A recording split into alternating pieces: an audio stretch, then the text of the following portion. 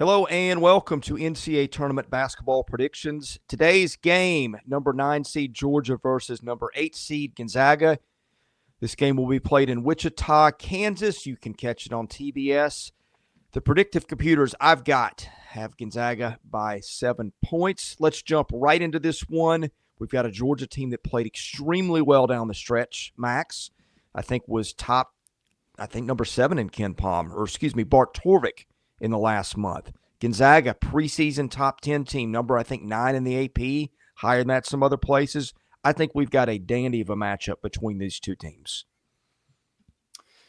Yeah, this is going to be a game where if you pick Georgia and the Bulldogs win, you're gaining a first round point in your bracket pool on probably 90% of the pool, because the Georgia Bulldogs here are sitting as currently a 5.5 point underdog.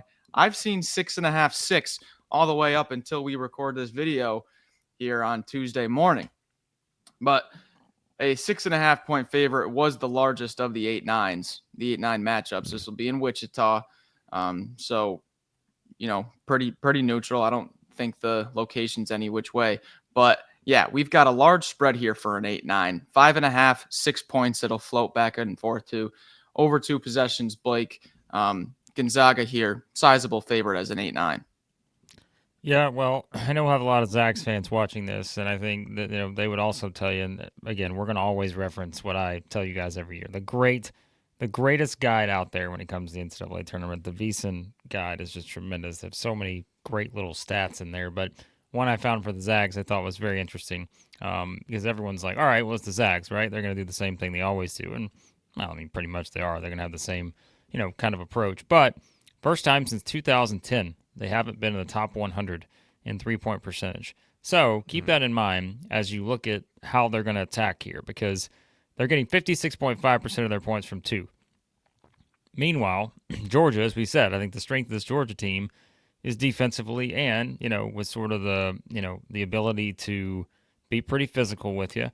Their guards are physical. The big men are physical. Asa Newell, the freshman's been fantastic. And I think their ability to stop the Zags from doing what they want basically inside the arc is going to really be the story here. And another story is that when it comes to, I think, Georgia, the common theme all year long has been when they get going, they can get going. But if they're turning the ball over, it can really be an issue for their offensive rhythm. They're 291 nationally in turnover percentage offensively. And so I'm curious to see how those two things play out, right?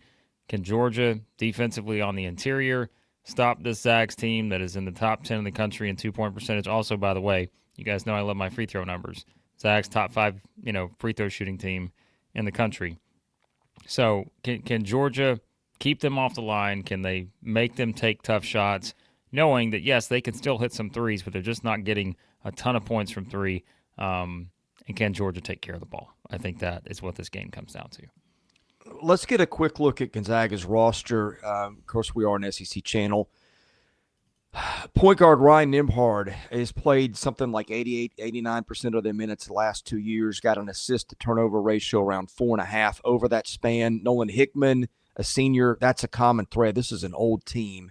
14 points a game last year. 2.5 assist to turnover ratio, 44% three-point shooter, 92% from the line. Caleb Battle, we know that guy. We've seen him at Temple and at Arkansas. Big scoring potential. We've seen 35-point games from him. 93% foul shooter. Graham Ike, Wyoming transfer lefty, was a preseason All-American, explosive scorer and rebounder when he's on the floor. Ben Gregg, super efficient guy, 73% on twos, high offensive rating guy. And Braden Huff, another guy like that, was number 4 player in Evan Mia. Just very good with the ball when he's on the floor. Guys, I feel like this is a team that sort of didn't quite live up to the talent and maybe the computer ratings at times, but no doubt an extremely talented Gonzaga team. You're not preseason top 10 for a reason. Yeah, and I think people are like, why is why is Gonzaga an 8 seed if they're top 10 in KenPom, top 10 in all these predictives?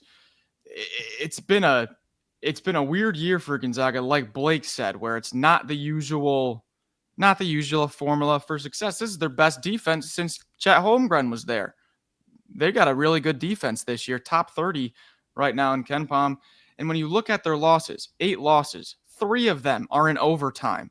Okay, the ones that aren't in overtime, 6 points to UConn, 3 points to UCLA, 4 points to Santa Clara, 4 points to St. Mary's. You see where I'm going here? It is, They have been right there in every single one of their losses. I know you love to play shoulda, coulda, woulda, but a few things go different here for Gonzaga just in a game or two.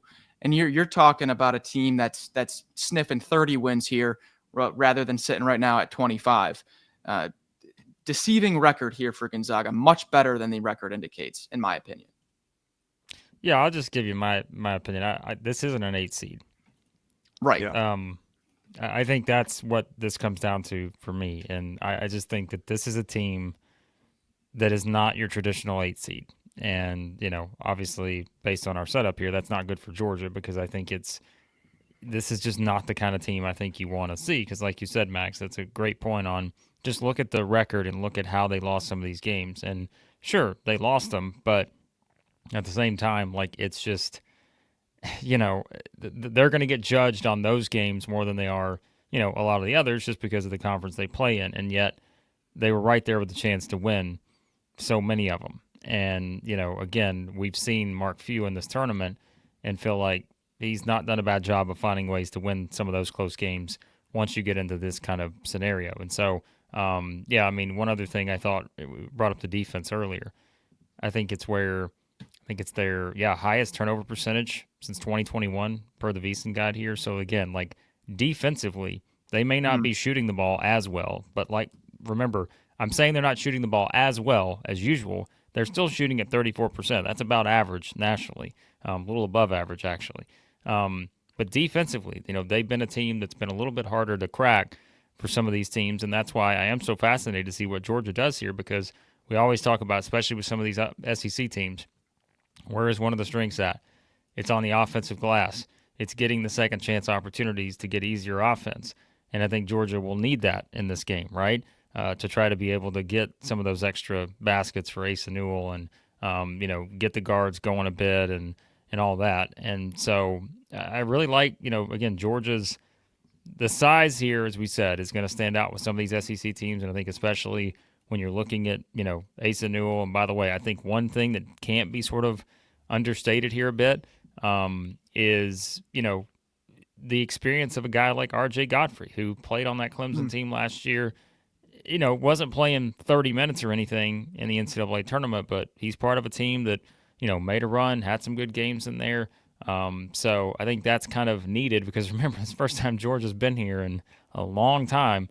And so, I think there are a lot of little tiny things like that seem to matter when you get these kind of matchups in the 8-9 spot.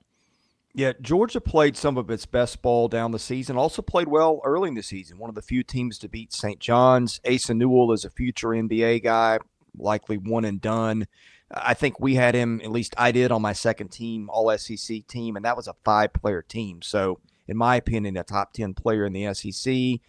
It's not a spectacular roster otherwise, but it's one they've got I'm looking at KenPom's experience. Honestly, I'm shocked Georgia's not higher because their backcourt, Blue Kane, Dakota LaFew, Tyron Lawrence, played a lot of games. They've got some beef, and Santos Cyril. Dylan James is a guy that's given some things underneath. Silas Demery, you mentioned him, Shane Montgomery. Those two guys have played a lot of ball, and it's a guards game. So Georgia's roster is solid. They're not a great offensive team, but they're a very solid defensive team. Max, what do you think Georgia, which is going to be an underdog here, can give Gonzaga some issues? Well, this is exactly where I was going, and this is going to lead right into my pick here.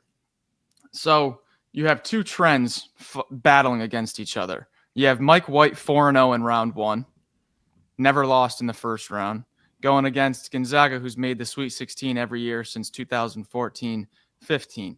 You've got two trends of early round success battling against each other. And you see your question, how does Georgia find success here? It's March Madness. Crazy things happen. The unexpected is to be expected.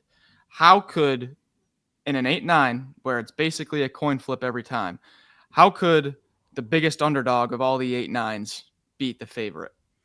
They can get to the free throw line, and they could cause some havoc inside. We've seen some of Georgia's biggest wins be where they've dominated the free throw line.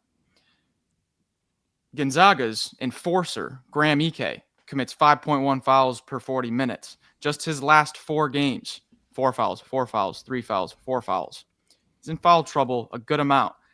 I could see the crowd kind of turning against Gonzaga, rooting for the upset down the stretch. Ike's in foul trouble.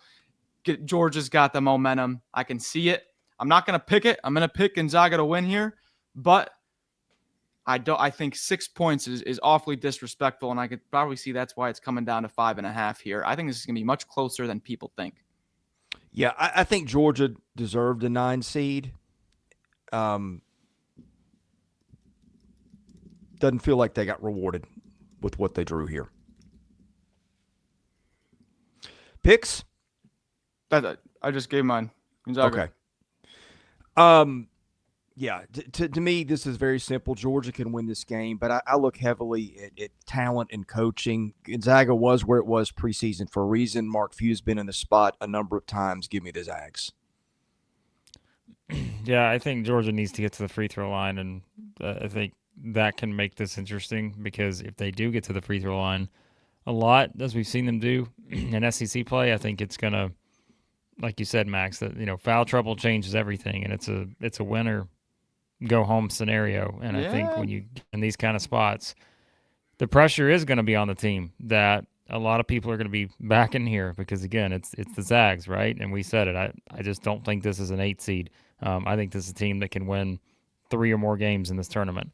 And so I'm going to pick the Zags too, but they are kind of middle of the road when it comes to fouls per game. I think they're 174th nationally, 16.7 fouls per contest. Again, I think Georgia has to get to the free throw line here. Otherwise, we see some of those things that have been trending in the right direction for the Zags defensively. Again, we say, all right, maybe it's not the team that could shoot it top 10 in the country or anything, but this is one of his better defensive teams he's had.